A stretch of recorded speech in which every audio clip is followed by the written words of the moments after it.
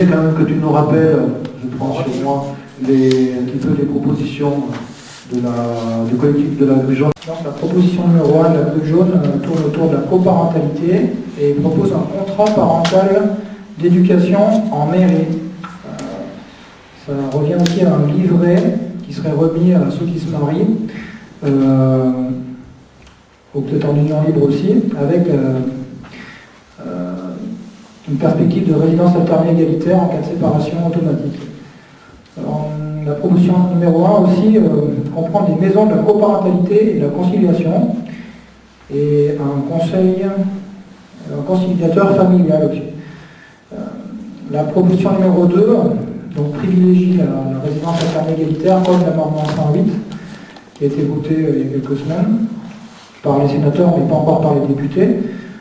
La proposition numéro 2 aussi parle de l'éloignement géographique volontaire où on espère que les enfants restent à l'endroit de la séparation. La proposition 2 parle aussi de la CAF qui pourrait gérer la pension alimentaire en fonction des ressources sans qu'on ait besoin de repasser par le juge. La proposition numéro 3 parle de la sensibilisation du public à cette résidence alternée égalitaire en cas de séparation. La 4 parle du groupe de travail qui se réunit en ce moment sur Paris pour la nouvelle loi sur la famille qui va bientôt sortir et dont le collectif de la grue jaune est pour le moment exclu. La proposition 4 parle aussi de la maison de la coparentalité. La proposition 5 parle d'une autorité qui servirait à réhabiliter les parents évincés. La 6 parle du renforcement des peines en cas de calomnie et aussi instaure un délit d'emprise et d'aliénation parentale comme celui qui est dans la proposition 108 et parle aussi de travaux d'intérêt généraux et aussi de groupes de parole pour les parents qui seraient aliénants. La proposition 7 parle de déjudiciarisation par... j'arrive quand même à regarder. Et la dernière, la 8, parle du président du Conseil général qui aurait parmi ses employés un arbitre de l'égalité parentale qui constaterait les délits de non-représentation d'enfants et d'atteinte à l'autorité parentale conjointe et qui rétablirait le parent lésé dans la jouissance de ses droits en condamnant le parent aliénant à des peines de TIG, en le privant de la garde principale et en l'obligeant à fréquenter un groupe de parole ou en lui faisant payer une amende. Et puis la dernière, ça serait informer les 3 mois à l'avance d'un éloignement géographique volontaire. Donc ça, c'est en fait 8 propositions qui sont la synthèse de ce qu'ont émis les 50 personnes qui se sont réunies à Nantes en février suite au perchage de Serge Charnet. Voilà. Je ne sais pas si ça passera un jour vers les députés. Il faudrait qu'on arrive déjà à être reçu par le groupe de travail. Merci. Et je ne sais pas si vous êtes allé à Saint-Étienne il y a 2 jours à la conférence qu'il y a eu, non?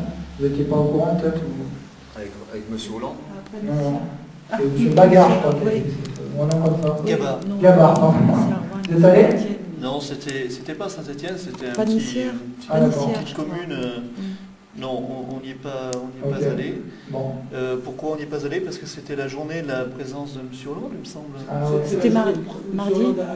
À l'hôtel de ville, qui D'accord. s'est bien fait huer et donc... Ah ouais. Et à Rouen aussi. Voilà. Ah oui. Si tu permets, j'aimerais juste... alors moi je suis un peu surpris parce que j'ai imprimé avant de venir les 9 propositions. Alors j'ai une version ancienne, elles ne sont pas dans l'ordre.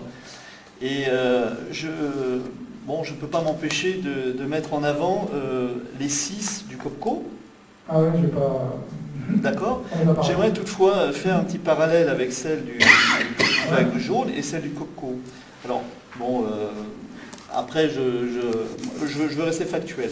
Donc les 6 propositions du COPCO, c'est les droits égaux sur les enfants. Je ne vais pas développer comme tu l'as fait. Hein. On va voir justement pour essayer de faire un comparatif et voir pourquoi justement le collectif de la Grue Jaune n'est pas présent dans les tractations, si je puis dire. C'est de comprendre pourquoi. À mon sens, c'est l'article de la déjudiciarisation qui dérange énormément. Hein, parce qu'on a bien, comme l'a expliqué René, c'est bien tous ces sujets et ces intérêts d'argent qui dérangent, quels que soient les gouvernements. Hein. C'est une proposition qu'on ne trouve pas chez le COPCO, curieusement. Alors, en 1, on a droits égaux sur enfants. En 2, on a résidence alternée. En 3, on a pension alimentaire. En 4, on a non-représentation d'enfants. En 5, on a accusation d'inceste. Et en 6, dénonciation calomnieuse.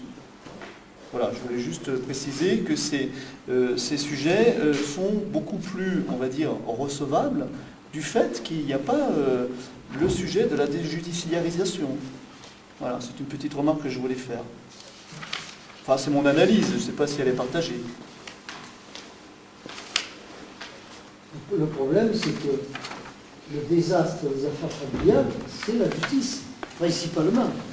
Et donc, à partir du moment où on ne change rien, ça ne va pas régler les problèmes. Je veux dire, si on retourne devant les tribunaux pour gérer tout ce qui est dentaliste, on reste au même point. C'est la loi de mars 2002, où on dit qu'il y a la résidence alternée qui doit être appliquée, mais il faut aller voir le juge et les avocats.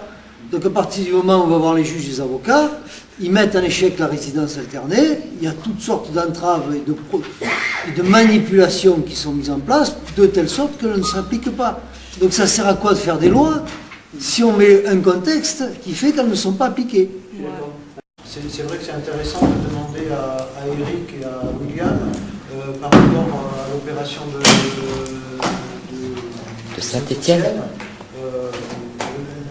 Là, c'est des propositions. Donc, l'idée, c'est d'aller au-delà de celles des propositions de la Grue Jaune et de coopter le COPCO pour faire quelque chose de plus consistant, voir d'autres associations. Après, c'est vrai que notre conférence était plutôt portée sur un constat qu'il faudrait peut-être maintenant aller vers des orientations actives, stratégiques. Et ça, c'est peut-être l'objet d'une prochaine conférence, j'imagine. Je voulais juste rapidement souligner un autre point qui me tient à cœur, enfin, que j'ai fait transpirer sur Facebook. C'est l'état actuel au niveau d'un article de loi, qui est un article du Code civil, hein, qu'on connaît bien, qui est le 379 2.9, qui est complètement interprété aujourd'hui. En tout cas, sur Saint-Étienne, c'est le cas. Qu'est-ce qu'il dit exactement? En définition, il est très clair. Il dit « La résidence de l'enfant peut être fixée en alternance au domicile de chacun des parents ou au domicile de l'un d'eux. » Il est clair. Il n'y a pas d'interprétation.